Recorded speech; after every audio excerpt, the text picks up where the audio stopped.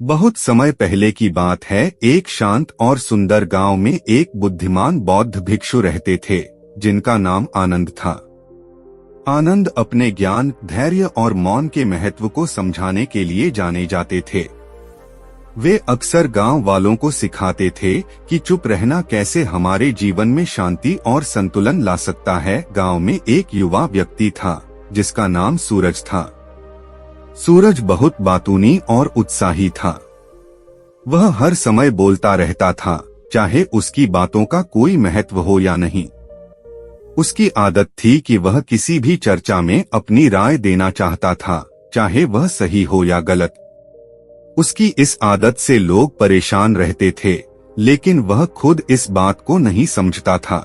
एक दिन गांव के कुछ लोग आनंद के पास आए और सूरज की आदत के बारे में शिकायत की। आनंद ने मुस्कुराते हुए कहा, मुझे सूरज से बात करनी होगी। अगले दिन आनंद ने सूरज को अपने आश्रम में बुलाया। सूरज खुशी खुशी वहां पहुंचा और बोला, गुरुजी, आपने मुझे बुलाया? आनंद ने धीरे से कहा, हाँ सूरज, मैं तुम्हें एक कहानी सुनाना चाहता हूँ। क्या तुम सुनोगे? सूरज ने उत्सुकता से कहा, जी गुरुजी, मैं जरूर सुनूंगा। आनंद ने कहना शुरू किया, बहुत समय पहले की बात है।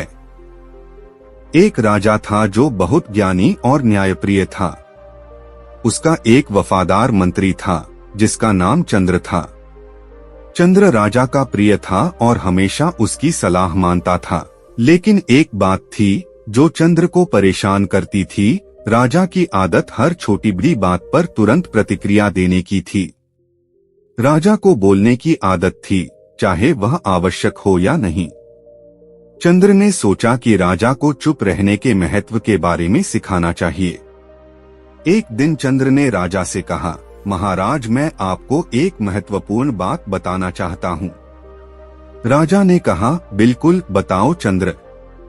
चंद्र ने कहा, महाराज, क्या आप जानते हैं कि मौन में कितनी शक्ति होती है?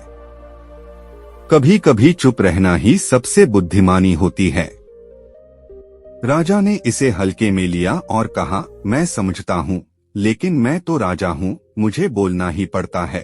चंद्र ने राजा को एक परीक्षण की सलाह दी। उसने कहा, महाराज, आइए एक सप्ताह के लिए एक प्रयोग करें। इस दौरान आप केवल तभी बोलेंगे जब बिल्कुल आवश्यक हो।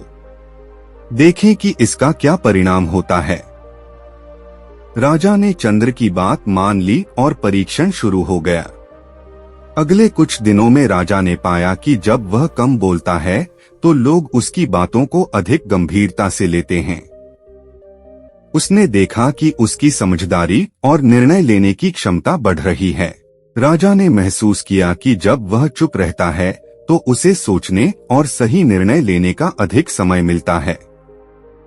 वह अपनी गलतियों को भी बेहतर ढंग से समझ सकता था।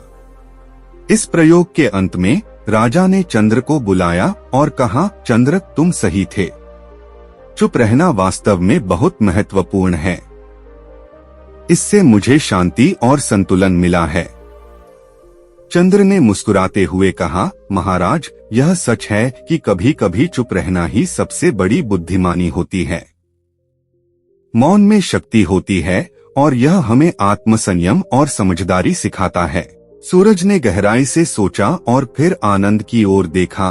गुरुजी, क्या आप कहना चाहते हैं कि मुझे भी कम बोलना चाहिए और चुप रहना सीखना चाहिए?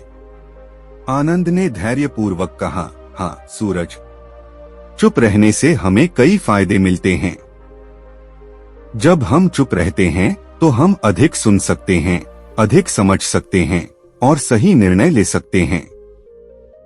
इससे हमारी सोचने की क्षमता बढ़ती है और हम आत्मसंयम सीखते हैं। सूरज ने सोचा और फिर धीरे धीरे कहा, गुरुजी, मुझे समझ में आ गया है। मैं अपने बोलने की आदत को सुधारने का प्रयास करूंगा और अधिक चुप रहने का अभ्यास करूंगा। आनंद ने संतोषपूर्वक मुस्कुराते हुए कहा, यह तुम्हारे जीवन के लिए एक महत्वपूर्ण कदम है सूरज। याद रखो, मौन में शक्ति होती है।